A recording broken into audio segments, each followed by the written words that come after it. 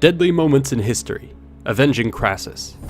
Roman expansion accelerated in the years following the Punic Wars, sweeping aside the Hellenistic kingdoms which had previously defined the high watermark of Western military and cultural influence. The advancing legions would now represent a new, massive tide hurtling into the east, putting them on a crash course with the powerful Parthian Empire. The first blow was struck in 53 BC by the Roman general Marcus Licinius Crassus, who led an invasion force into Mesopotamia. Today, we will be looking at the opening salvos of the Roman-Parthian Wars that would lead to one of Rome's most infamous defeats, and in turn, precipitate her terrible avenging blow. At its height, the Parthian Empire stretched from the edges of Syria in the west to the Arabian Peninsula in the south and the borders of Pakistan in the east. This was highly contested territory. It had once been united by the Persian Empire of the Achaemenid dynasty for over 200 years before being conquered by Alexander the Great, only to splinter into a series of kingdoms upon his death in 323 BC. In the east, the successor empire of Seleucus emerged as a powerful player. However, they would ultimately be undermined by the satrapy of Parthia. This territory was controlled by the Arsacid dynasty, which launched a rebellion. The Seleucids proved unable to suppress this new threat in the face of increasing encroachment by the Roman Republic. Having been defeated at Magnesia in 190 BC, the armies of the Seleucids were in no position to keep the Parthians in check. In short order, the Arsacids would go on to lay claim to the heartland of the old Persian Empire. At the time, the praetor Sulla was Rome's leading figure in the east.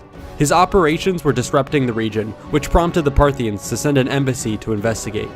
The two powers would meet face to face for the first time in 96 BC. During their talks, Sulla postured as the dominant party, insulting the Parthians and attempting to extract concessions. It's not clear what the outcome of the meeting was, but both seem to have come to some sort of an agreement on their relative spheres of influence. The Upper Euphrates, and in particular Armenia, would become an important buffer region where both Rome and Parthia would compete with each other by jockeying for control of subordinate clients. Yet in this game of geopolitics, neither power had faced off directly. Over the following years, the original treaty was handed down and renewed by successive Roman commanders in the east. However, its binding nature was always up to some interpretation, as we see with Pompey in 66 BC when he told the Parthians he would respect whatever border he saw fit. Apparently, this included the establishment of Roman Syria in 64 BC, which now brought the borders of the two forces into direct contact. A clash loomed on the horizon. In 58 BC, the Parthian king Phraates III was murdered by his sons Orodes and Mithridates. In the ensuing battle for the throne, Mithridates was forced to flee. He appealed to Aulus Gabinius, the Roman proconsul in Syria, for help. Gabinius was eager to mount a lucrative Parthian campaign, but was diverted at the last minute by Pompey into Egypt to help Ptolemy XII restore his rule instead. The following years were the calm before the storm. One Roman general would finally break the peace between the two powers on his own initiative: Marcus Licinius Crassus, the richest man in Rome. Despite Crassus's great wealth, he, like all Roman elites, measured himself primarily against his peers. In this assessment, he found himself at risk of being eclipsed by the likes of Pompey and Caesar, who were winning great military victories. Crassus was therefore determined to head east on a campaign against Parthia before he had even landed in Syria as proconsul. His plans were scorned by others as a private Alexandrian adventure. Even by Roman standards, indeed, those of the ancient world as a whole, there was little pretext for the war, no casus belli, besides the great, boundless greed of one man. At least Caesar would frame his conquest of Gaul as a defensive action. With Crassus, there was little nuance to his campaign. Yet this ambitious, would-be conqueror paid little heed to these jealous naysayers. Once glory was his, their tune would change. Crassus raised a large army of 40,000 with his own funds, and in the summer of 54 BC, launched an invasion into northern Mesopotamia. Though he achieved initial success and garrisoned a number of cities, he did so with little strategic intelligence about his enemy. Yet this glaring oversight was for the moment masked by the sheer crushing weight of the legions, which batted aside any light resistance in their path. He then returned to Syria for the winter. But Crassus's lethargic campaign resulted in him allowing the initiative to slip through his fingers, and giving the Parthians their much-needed time to gather their armies.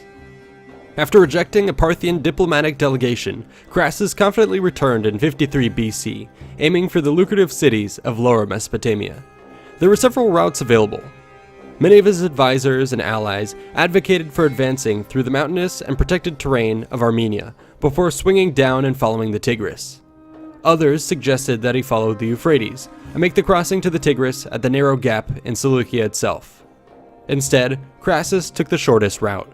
Disregarding advice from his questor, Caius Cassius Longinus, he recklessly led the army through the Mesopotamian desert in pursuit of what he thought was a retreating Parthian force.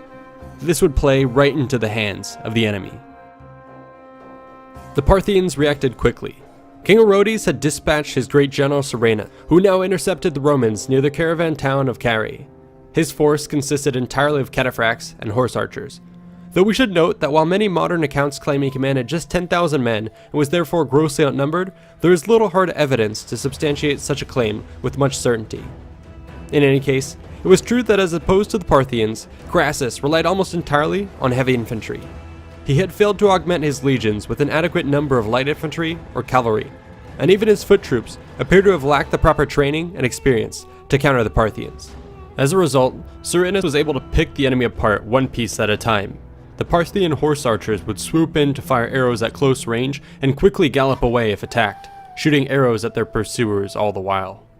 Should any Romans insist on a pursuit, they would soon find themselves dangerously exposed to a charge by the Parthian cataphracts. This brutal feint flight trap managed to destroy a sizable Roman detachment and claim the life of Crassus's own son, Publius. Despite these difficulties, the Roman infantry, which stayed in their defensive squares, remained bloodied but unbroken. Heavy, protracted fighting continued until darkness provided the cover for a Roman retreat. Such was their desperation that they entirely abandoned their 4,000 wounded men. Though the army managed to make it to the town of Carrhae, it afforded them little protection and no supplies. Meanwhile, the Parthians were busy killing or capturing any and all stragglers. Crassus attempted another nighttime retreat, but again, the situation collapsed.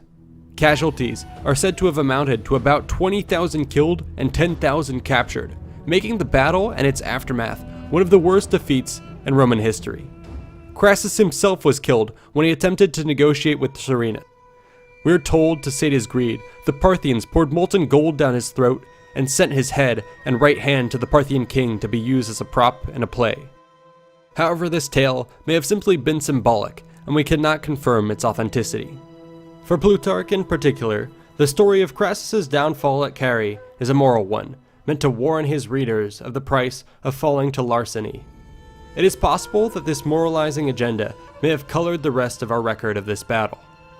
Nonetheless, the loss of the legions and their vaunted eagles was a huge stain on Rome's reputation and a deep blow to its martial psyche.